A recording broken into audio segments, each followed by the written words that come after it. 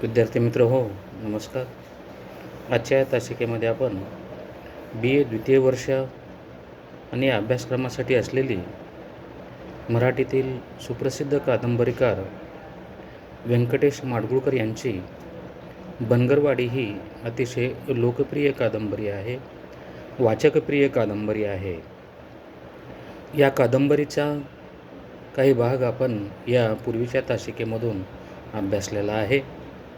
त्या पुढील भाग याविषयीची माहिती आपण आजच्या या तासिकेमधून करणार आहोत. विद्यार्थी मित्र, आपण पाहिलेलं की राजाराम मास्तर जेव्हा या गावामध्ये येतात तेव्हा संध्याकाळची वेळ झालेली आहे आणि इथे आल्यानंतर त्यांना एकंदरीत गावची संपूर्ण परिस्थिती निदर्शनास आलेली आहे.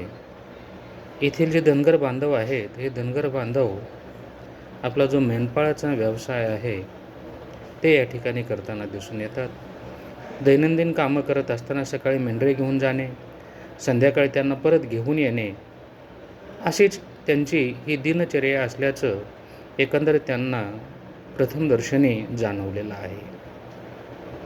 या गावचे कारभारी जे आहेत, हे कारभारी मात्र अतिशय प्रेमपूर्वक राजाराम मास्तराची विचारपूस करतात, त्यांना मदत करतात. मग ही मदत पाणी देण्याच्या माध्यमातून असेल, जेवणासाठी दूध आणून देण्याच्या माध्यमातून असेल, किंवा आनंदाला सांगून मास्तरासाठी म्हणजे राजाराम मास्तर यांच्याकरता चिमणीची व्यवस्था करणे असेल, प्रकाशाची व्यवस्था करणे असेल. इतकंच नाही तर जेव्हा राजाराम मास्तरांना दिसलेलं आहे की आपण ज्या ठिकाणी राहत आहोत, जी शाळा आहे किंवा शाळेच्या ज्या खोल्या आहेत त्याच्यासमोर रात्रीच्या वेळामध्ये काही गावकरी येऊन या ठिकाणी बसलेले त्यांना दिसलेले आहेत. आणि त्या गावकऱ्यासमोर देखील या गावचे कारभारी उद्देशून प्रत्येकाने आपल्या मुलांना शाळेमध्ये पाठवावं अशी सूचना करतात. असं एकंदरीत सर्व बाजूने मदत करण्याचं गावकऱ्यातील हे जे कारभारी आहेत, हे कारभारी करताना दिसून येतात. या संदर्भातीलच माहिती आपण या ठिकाणी आजच्या तासिकेमधून अभ्यासणार आहोत.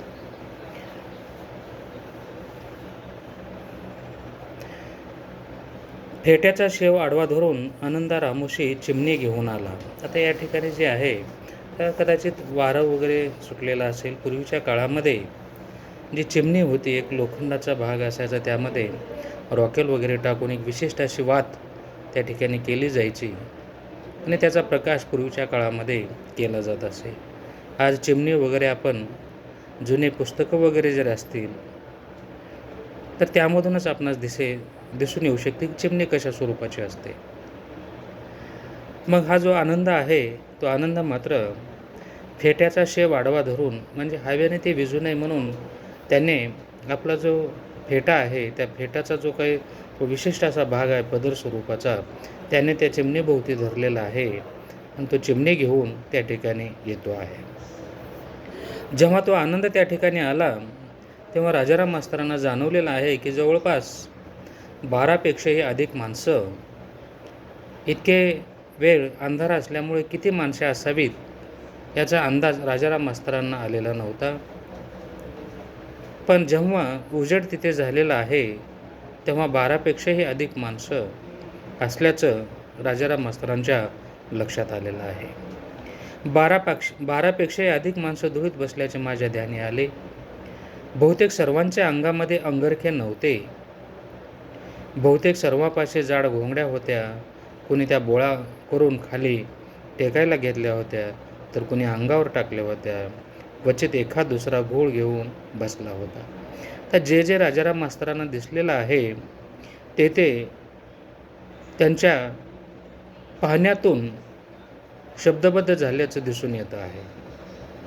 व्यंकटेश माडगूळकरांनी हा भाग या ठिकाणी हुबेहूबपणे रेखाटलेला दिसून येतो. त्यांच्या लक्षात आलेलं आहे की आनंद जेव्हा त्या ठिकाणी येतो आहे तेव्हा राजाराम मास्तर त्यांच्या ज्या दृष्टीस पडतो आहे किंवा त्यांच्या निदर्शनास जे येतं आहे त्याचं सूचकपणे वर्णन कादंबरीकार करताना दिसून येतात की जेव्हा तो आनंद येतो तेव्हा त्यांच्या लक्षात आलेलं आहे त्या उजेडामध्ये की जवळपास 12पेक्षा अधिक माणसं त्या ठिकाणी आहेत. त्यांच्या अंगामध्ये अंगरखा नव्हता, म्हणजे जे शर्ट वगैरे म्हणू आपण ते त्यांच्या अंगामध्ये नव्हतं. फक्त त्यांनी धोतर खाली कमरेला गुंडाळलेलं होतं आणि प्रत्येकाच्या हातामध्ये घोंगडी होती. मग ही जी घोंगडी आहे ते कोणी खाली अंथरून बसलेलं आहे, कोणी पाठीला टेकायला घेतलेलं आहे, तर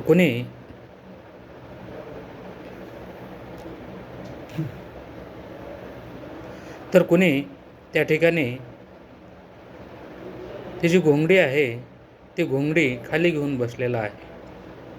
अशा स्वरूपाचं त्यांच्या लक्षामध्ये आलेलं आहे.